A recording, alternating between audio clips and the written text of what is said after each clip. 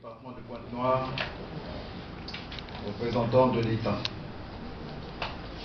honorables députés, messieurs les membres du bureau exécutif du conseil départemental et municipal, monsieur le secrétaire général du conseil départemental et municipal de Pointe-Noire, distingués conseillers départementaux et municipaux, monsieur le sous-préfet du département de Tchamazassi, du district de Tchamazassi, mesdames et messieurs les administrateurs maires, mesdames et messieurs les responsables administratifs, civils et militaires, en vos rangs, grades et qualités, distingués invités, mesdames et messieurs. Notre pays vient de célébrer à Madingue, dans le département de la Bouenza, le 56e anniversaire de son accession à la souveraineté nationale et internationale. Le premier cycle de la municipalisation accélérée, porté sur les fonds baptismaux en 2003 dans le département du Kouilou, dont faisait partie notre ville en ce temps, vient d'être bouclé. La municipalisation accélérée a permis de doter l'ensemble des départements de notre pays d'un nombre impressionnant d'infrastructures de base. Le paysage de ces localités a fondamentalement changé.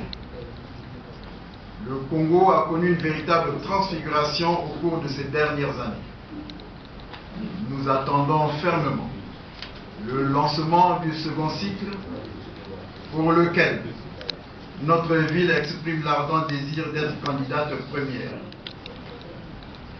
Distingués conseillers départementaux et municipaux, mesdames et messieurs, la célébration du 56e anniversaire de l'indépendance de notre pays, autant que les précédentes, a donné aux filles et fils du Congo l'occasion de vibrer à l'unisson, de mettre en relief ce qu'ils ont de similitudes essentielles et d'affirmer leur indissoluble attachement à la patrie.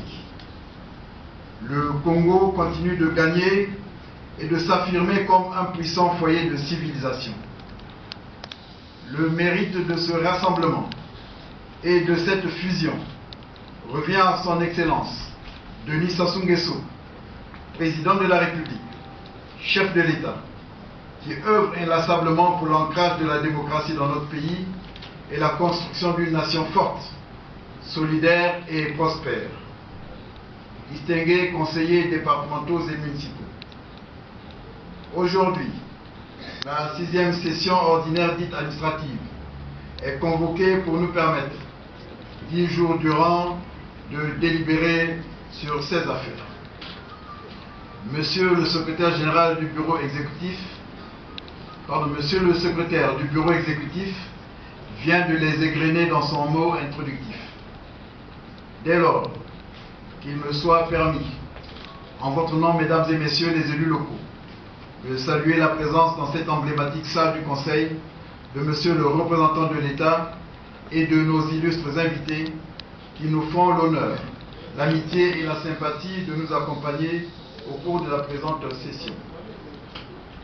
En votre nom également, distingués conseillers, je voudrais d'avance remercier Madame la directrice départementale de la Société nationale de distribution d'eau, Madame la directrice départementale de l'enseignement technique, Monsieur le directeur départemental de l'enseignement primaire et secondaire et Monsieur le représentant du cabinet Keyos pour avoir accepté de nous entretenir lors de nos travaux en plénière sur les questions combien importantes touchant à l'eau, à l'école et à l'aménagement dans notre département.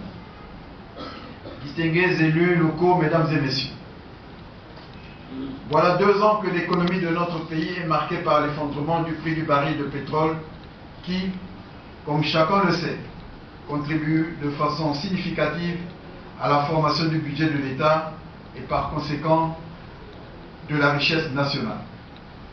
Cet effondrement a lourdement affecté le niveau général de la consommation, de l'investissement et de l'épargne et occasionné la baisse vertigineuse des activités, la réduction des effectifs dans certaines entreprises et partant le chômage d'un certain nombre de nos concitoyens. Or, il nous faut, dans le même temps, à l'échelle locale, maintenir, sinon améliorer nos prestations et la productivité des services communaux. Dès lors, la mobilisation optimale de nos recettes et l'affectation rationnelle des dépenses constituent la seule issue satisfaisante à la situation budgétaire d'aujourd'hui.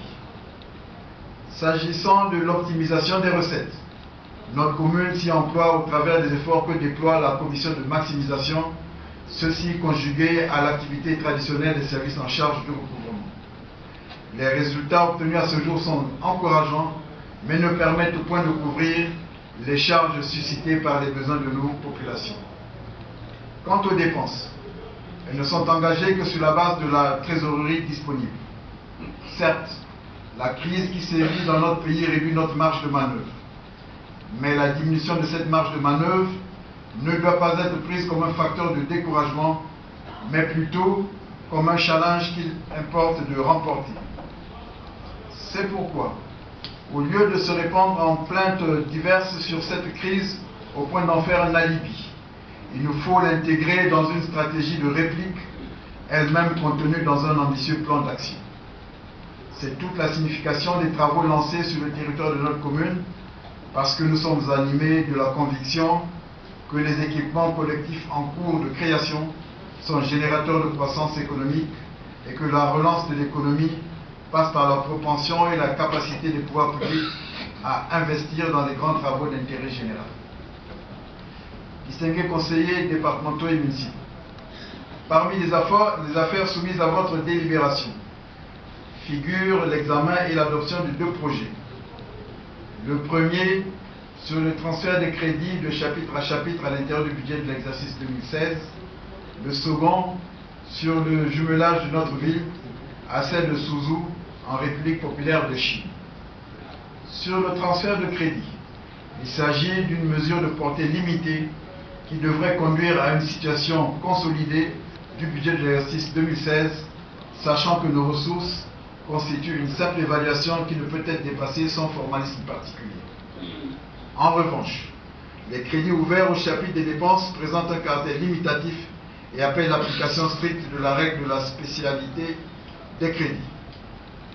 En ce qui concerne le jumelage, il s'agit d'une délibération consolidant le protocole de coopération que Pointe-Noire et Suzhou venaient de signer le 5 juillet 2016 au Grand Palais du Peuple de Pékin, en présence de leurs excellences Denis Sassou Nguesso, président de la République du Congo, et Xi Jinping, président de la République populaire de Chine.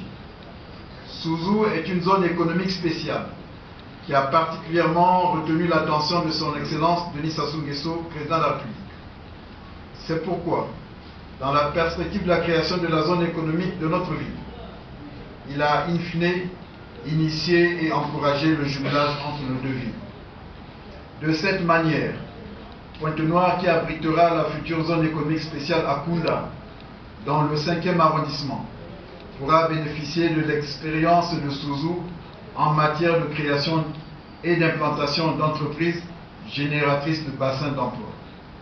La création de cette zone répond par conséquent au souci qu'anime le gouvernement de diversifier l'économie en l'extirpant de la dépendance, la trappe et l'anesthésie du pétrole.